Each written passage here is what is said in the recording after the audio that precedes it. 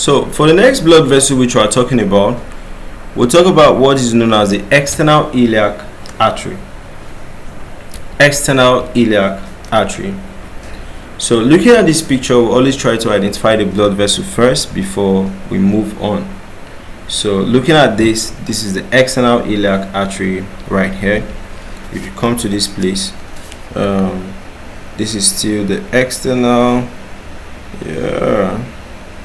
Here they are saying the vein, but also that the vein goes alongside the artery.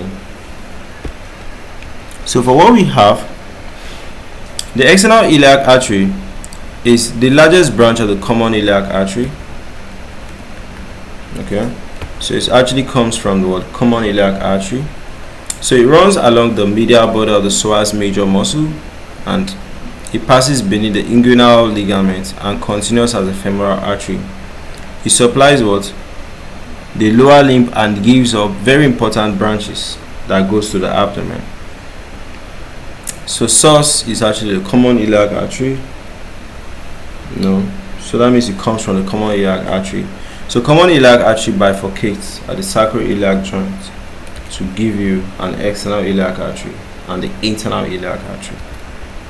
So cause it runs anteriorly and inferiorly along the medial border of the psoas major muscle and travels towards the inguinal ligament.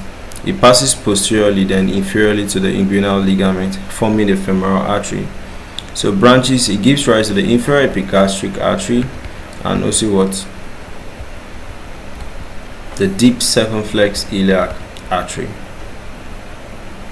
Okay, so moving, it supplies the lower limb via the continuation as femoral artery, and secondary role is mainly some parts of the abdomen. Okay,